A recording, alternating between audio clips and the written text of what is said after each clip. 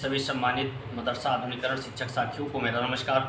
मैं पंकज मिश्रा, मदरसा आधुनिक शिक्षक। दोस्तों, आपको मैं बताना चाहता हूँ, कुछ लोग मुझसे प्रश्न कर रहे हैं और कुछ लोग ये भी कह रहे हैं कि अब इस बात को आप छोड़ दीजिए।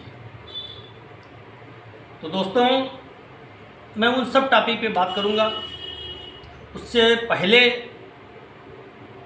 मैं आपसे ये ज़रूर कहना चाहूँगा कि मेरे वीडियो को ज़्यादा से ज़्यादा लाइक, कमेंट, शेयर और सब्सक्राइब करना ना भूलें और बेल आइकन ज़रूर दबाएं, क्योंकि सबसे पहले आपको नोटिफिकेशन मिलता रहे और आपकी समस्याओं के लिए जो प्रयास किए जा रहे हैं एकता टीम के तरफ से और जो शिक्षक साथी और भी प्रयास कर रहे हैं, उन सबका अपडेट आप तक पहुंच सके। दोस्तों, आपकी स्कीम को लेकर के मंत्री जी ने क्या कुछ कहा, मैं आपको उसके बारे में भी बताऊंगा।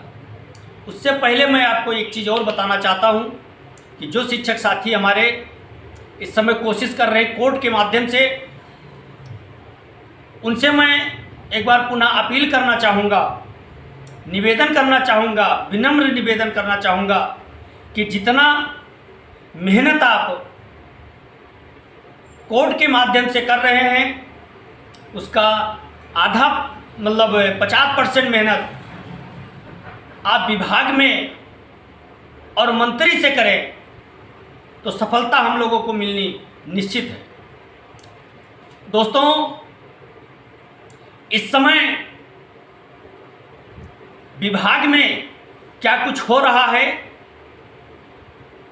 किन बिंदुओं पर चर्चा हुई है, किस बिंदु पर चर्चा होने की बात कही गई थी, इन सारी चीजों पर इस समय मदरसा आधुनिकरण शिक्षक के रहनुमा की जरूरत है। और रहनुमा इस समय दोस्तों अपना अपना काम कर रहे हैं। देखा है मैंने कि एक पुराने संगठन के बहुत बड़े नेता, अपने आप को मानने वाले, इस समय केवल शिक्षकों की संख्या का पोस्ट डाल रहे हैं कि इतने शिक्षक हमारे अंडर में आ गए हैं। जैसे वो तीर मारने जा रहे हैं, अभी निशाना लगेगा और एक तीर में 7 पेड़ कट के गिर जाएंगे और महाराज बलि का ये संहार कर देंगे। इस तरह से इन्होंने प्रक्रिया अपनाई है। जितना शिद्दत से इन्होंने कोर्ट में जाने की बात करके और शिक्षकों से धन वसूली की है, उसका आधा अगर इन्होंने मेहनत किया होता, पैरवी की होती, तो आज दिशा और दशा बदल गए होते और हम लोगों के हालात भी बदल गए होते। दोस्तों, कुछ लोग कह रहे हैं कि इसमें किसी संगठन का हाथ नहीं है, ना किसी संगठन की गलती है, ना मदरसा वालों की गलती है। एक पूजा पाल के नाम से आईडी चल रही है। हालांकि वो आईडी एक लेडीज के नाम से चल रही है, इसलिए मैं उनको उनके शब्दों में जवाब नहीं देना मुनासिब समझता हूं। लेकिन मैं इतना जरूर कहूंगा कि शायद अभी आपको पूरी जानकारी नहीं है। जानकारी के अभाव में आप अलूल जलूल बातें करते हैं, चाहे आप लेडीज हो या जेंट्स हो। लेकिन आपकी जो आईडी है वो पूजा पाल यानी लेडीज के नाम से, शायद इनसे हमारी 1-2 बार बात भी हुई है फ़ोन पर। तो मैं उनसे बताना चाहता हूं कि आप पूरी स्थिति से अवगत नहीं है। आप रट्टू तोता ना बने, क्योंकि रट्टू तोता बन के आप अपना नुकसान करोगे। हाँ, एक चीज़ जरूर है, इंतजार की घड़ियां काफ़ी लंबी हो चुकी हैं। इंतजार करते करते आंखें थक चुकी हैं। धैर्य जवाब देने लगा है, ये बात सत्य है। लेकिन इसका मतलब ये तो नहीं कि हम मैदान छोड़ करके भाग जाएं सभी लोग। क्या मैदान छोड़कर भाग जाने से समस्याओं का समाधान हो जाएगा? नहीं हो पाएगा। इसलिए मेरे दोस्त, बात को समझिए और जो बात मैं बोलता हूं वो दावे के साथ बोलता हूं। सबसे पहले हमको सफलता पाने के लिए 2 चीज़ें करनी है। हमको अपने विभाग का फीडबैक लेना है। दूसरी चीज, मंत्री जी से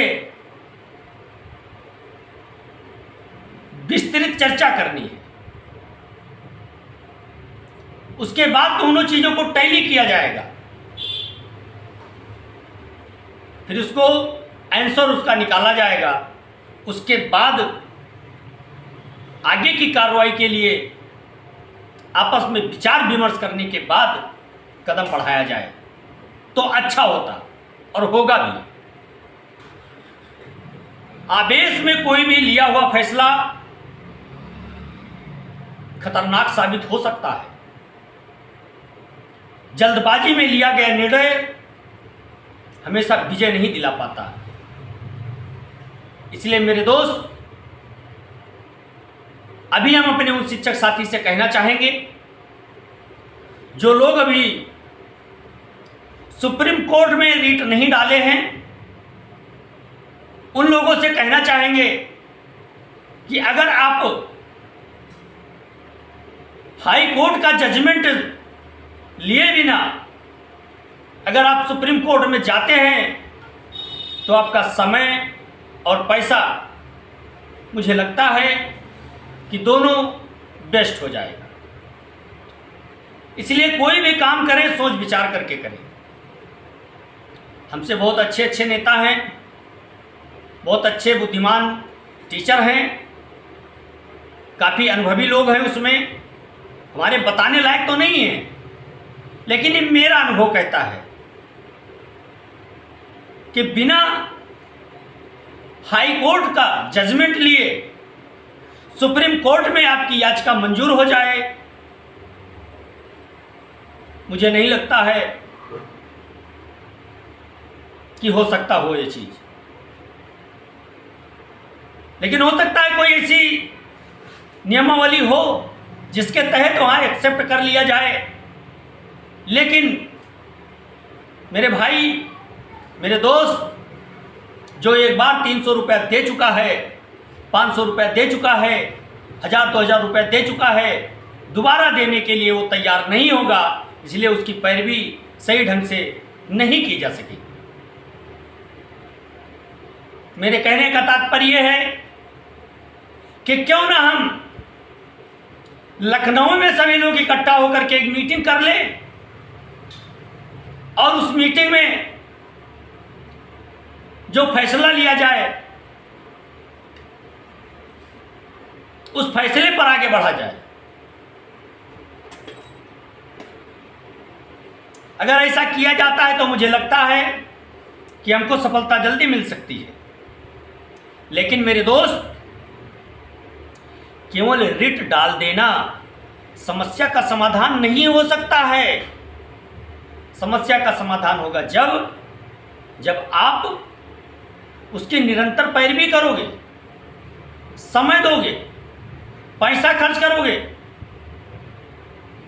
तब आपको सफलता मिल सकती है।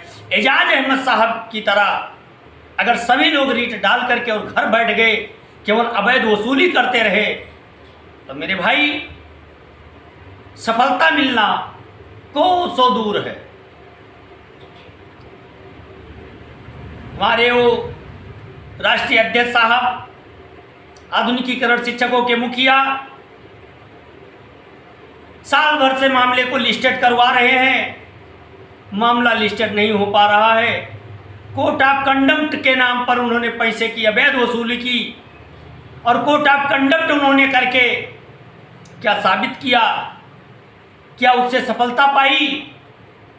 मैं तो अपने उन सभी शिक्षक साथियों से कहना चाहूँगा कि जो लोग समायोजन के नाम पर